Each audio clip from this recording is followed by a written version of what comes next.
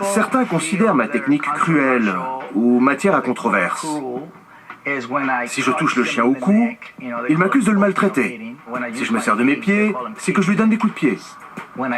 Si je retourne le chien ou que je le couche sur le côté, c'est une méthode dépassée. Ceux qui n'aiment pas mon style dénoncent ma cruauté. Quand je parle de dominant ou de dominé, ils trouvent cela polémique et négatif. Je ne pense pas qu'il n'y ait qu'une façon d'aider un chien. En 9 ans d'émission, j'ai montré plein de techniques différentes. Alors les critiques ne me touchent pas vraiment. Allez, à présent, on va essayer de l'habituer au brossage. Il faut qu'il comprenne. Il faut qu'il comprenne qu'il ne risque rien. C'est parti.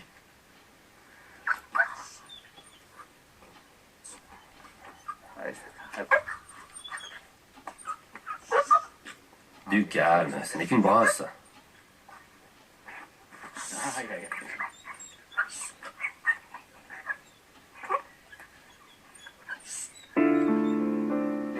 Regardez, j'utilise ma main comme il utilise sa gueule. Comme ça. Il comprend que j'ai le dessus. Puis il se soumet. Lorsqu'il accepte de se soumettre, il dit « Finalement, il n'y a aucune raison d'avoir peur. Il veut seulement que je me détende. Si je lui avais parlé comme à un être humain, je n'aurais pas été en mesure de l'aider. Il faut utiliser le langage des chiens. »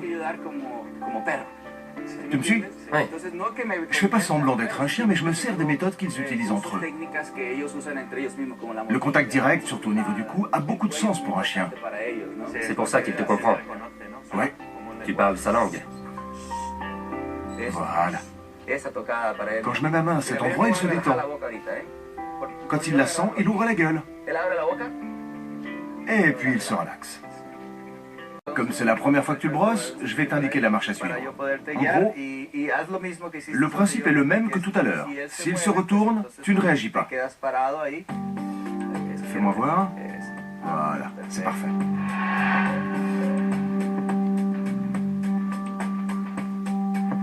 Les derniers conseils de César concernaient le brossage. Il faut le faire 1 fois par jour. Faites-le environ 5 minutes. Vous n'êtes pas obligé de le brosser pendant une demi-heure. Juste un petit peu. Le plus important, c'est qu'il soit détendu jusqu'à la fin. S'il se retourne, il faut laisser sa main et garder son calme. Il faut se montrer clair et ferme. S'il commence à tirer, reste serein. Pas comme ça. Regarde, là il ne peut pas bouger. Comme ça, tu peux le brosser de haut en bas. Quand une famille adopte un chien, il faut absolument le promener en compagnie des enfants, dès le premier jour. Voilà. Zoé, ça va être ton tour. Passe de ce côté, je vais te confier la laisse. Je reste à proximité au cas où il essayerait de désobéir. Zoé est la fille de Pommy. Elle a l'habitude d'être entourée de chiens et elle sait comment se comporter avec eux. C'est idéal pour cet exercice. On voit bien à quel point la présence d'un enfant est bénéfique à la rééducation d'un chien. Je veux éviter qu'il tire trop sur la laisse, donc j'ai pas laissé trop de mots. Doucement. Si on baisse trop la laisse, il penche le museau vers le sol et il se met à tirer. Il suffit de savoir ce qu'on veut. Si vous avez envie que le chien tire, baissez la laisse. Si vous voulez qu'il vous suive, tenez-la en hauteur. C'est aussi simple. Les promenades avec les enfants sont très importantes. Elles réveillent l'instinct protecteur du chien. Il va se montrer aussi doux avec elle qu'il le serait avec ses petits. C'est le but de l'exercice.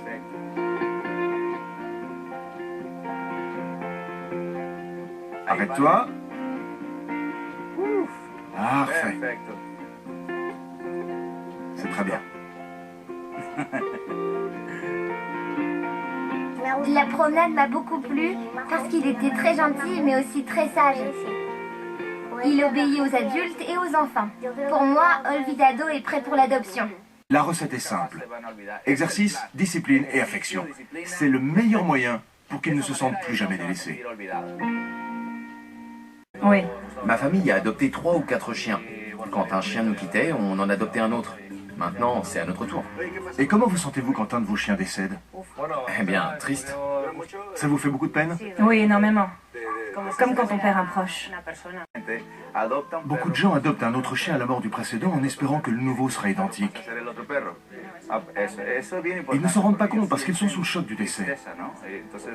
Mais quand on recueille un chien, il faut avoir fait le deuil de celui qu'on a perdu. Enfin, j'ai pris des cours de dressage.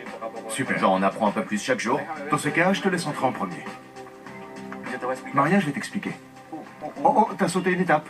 J'ai fait l'erreur de rentrer trop rapidement. Quand quelqu'un entre dans ta maison et que ton chien fait ça, il te fait passer un message. Avant que la personne n'entre, Il nous parle. il faut le rassurer. Une fois que l'invité est entré, il a le champ libre pour sortir. Il faut lui faire comprendre qu'il peut partager son espace avec ce nouveau venu ou il risque d'essayer de s'enfuir. Il est temps que vous alliez le promener pour me montrer ce que vous savez faire. Moi, je vous regarde. Parfait. Tu as vu, si le chien avait réagi comme ça, il fallait pas lui mettre la laisse. S'il fait ça, Il faut attendre. c'est ça. C'était très bien. Voyons comment il sort de l'enclos. Ah, non. Ah oui, pardon. Regarde. Il est en laisse, d'accord? Et toi, t'as fait ça. Tu l'as laissé passer devant toi. Et ensuite, tu as essayé de repasser devant. Tu me suis? Si tu montres ton autorité de manière trop brutale, il risque de se braquer.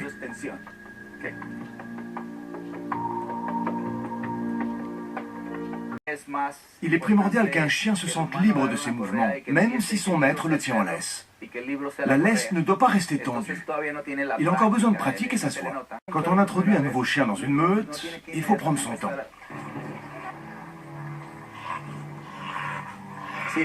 S'il lève la queue en l'air comme ça, c'est mauvais signe. C'est vrai? Hein, c'est très mauvais signe. Dès le début, Olvidado levait la queue pour dire à Noémie qu'il n'était pas à l'aise. Là, il lui dit, dans cette meute, c'est moi qui commande.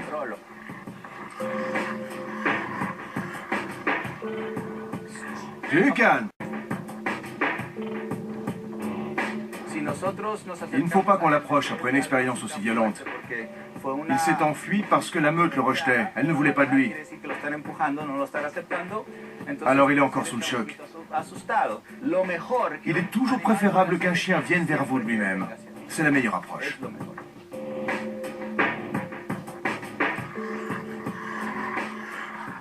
Ils se mettent à nouveau en ligne.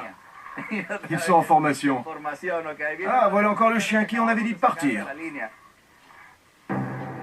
Les femelles ont clairement montré qu'elles ne voulaient pas de lui.